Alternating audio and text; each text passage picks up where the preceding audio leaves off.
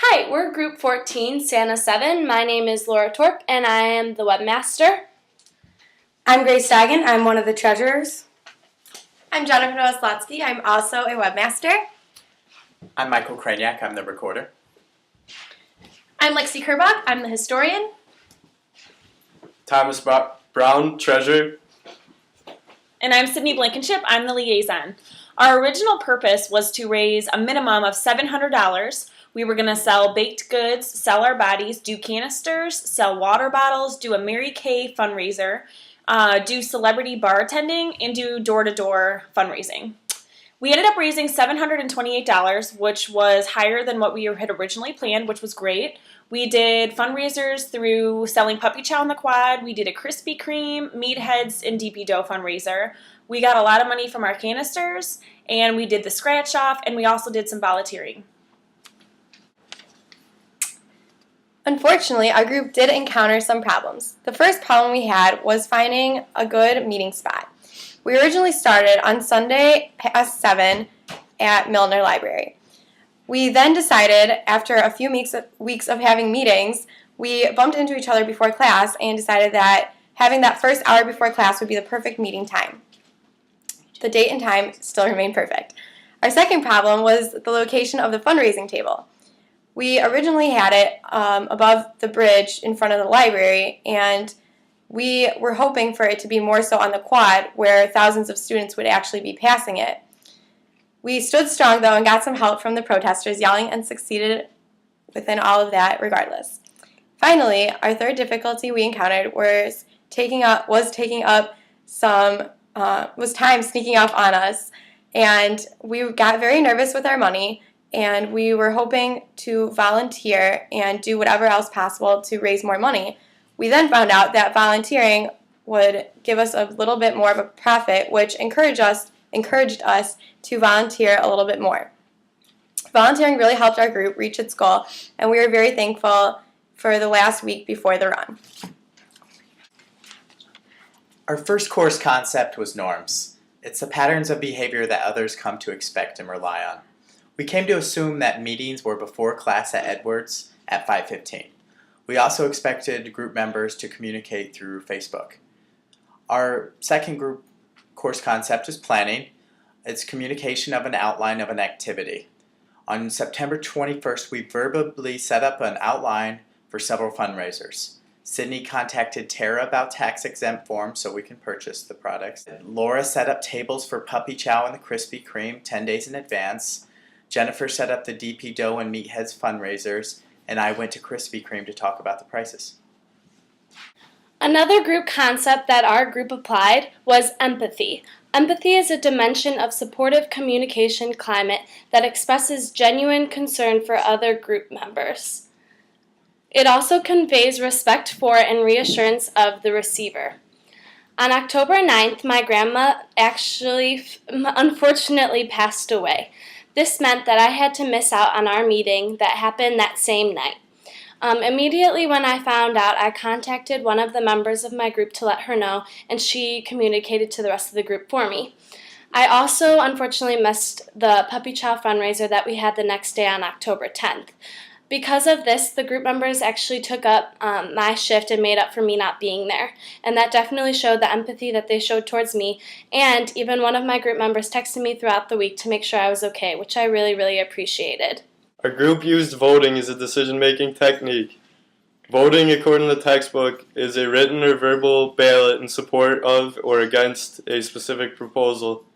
Usually a majority of 2/3 vote is needed to support a proposition.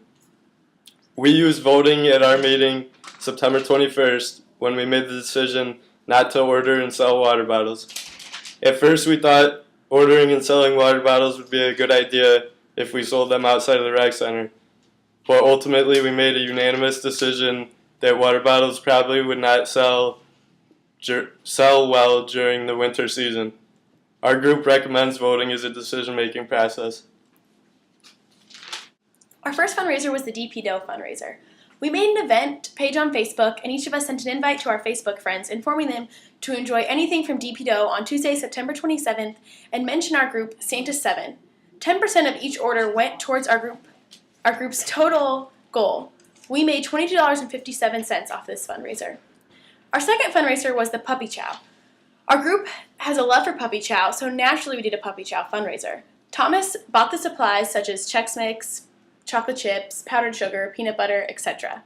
I have been making Puppy Chow with my mom since I was little for Christmas each year, so I knew the recipe by heart. Making the Puppy Chow was a fun group bonding activity. As I completed cooking each batch, Jen would coat it with powdered sugar. Then Thomas and Mike would fill quart-sized bags. The next day, October 10th, we took shifts from 11 a.m. to 3 p.m. at a table on the quad outside of Milner and sold all 28 bags. We also received a few small donations, ending at a grand total of $63.40 before paying Thomas back for the supplies. Our third fundraiser was the Meathead fundraiser. Again, we made an event page on Facebook and sent an invite to each of our friends. To get the 10% to go towards our fundraiser, you had to present a flyer. We put the flyer on Facebook and also printed out a few to hand out at our Puppy Chow fundraiser. We made a grand total of $50. The last fundraiser we did was similar to the Puppy Chow. On October 17th, we took shifts outside Milner from 10 a.m. to 2 p.m. and sold 19 out of 25 boxes. I took the last 6 boxes to my sorority's chapter meeting and sold 2 full boxes. On Wednesday, we brought the last 4 boxes to class and sold 3. Jen sold the last to her neighbor. We made a total of $160 before reimbursing Mike the $82 for buying the donuts. All the fundraisers we had brought us closer together and raised a lot of money for arthritis. We raised a wide variety of money at each event. The Meatheads and DPDO money that we received was a $30 difference. We think this has to do with the fact that DPDO is a lot farther off campus and not as many people made the effort to go there. Meatheads produced more money because it was a better location, and also it was our second fundraiser, so we were more prepared to get people to go. Puppy Chow fundraiser wasn't as successful as we hoped because we had to spend a lot of money on the supplies. The donuts worked out better because we got a deal and a much larger profit. Altogether, we were never really disappointed with the money we received from our fundraisers, and we truly benefited from them. Lastly, our group came up with some recommendations for future COM223 groups. First, we have the suggestion of starting off early. Don't procrastinate because if you think that some of your last fundraisers will make up for the whole semester, it really doesn't work that way. Next, be open to all fundraising ideas. Some of the fundraising events that we did, we were actually really surprised on the success. And then it was also vice versa that some of the ones that we thought would do really well didn't. And that goes along with our next suggestion. Don't set your expectations too high. If you think fundraisers are going to make a lot more money than they do, then you're most likely to be set back on making your final goal. And our last suggestion is actually try to get to know your group members. Not just try to get the tasks out of the way or make meetings last really short. You'd be surprised on how easy it is to make friends within your group, and that makes the class so much more fun. So, go Sam!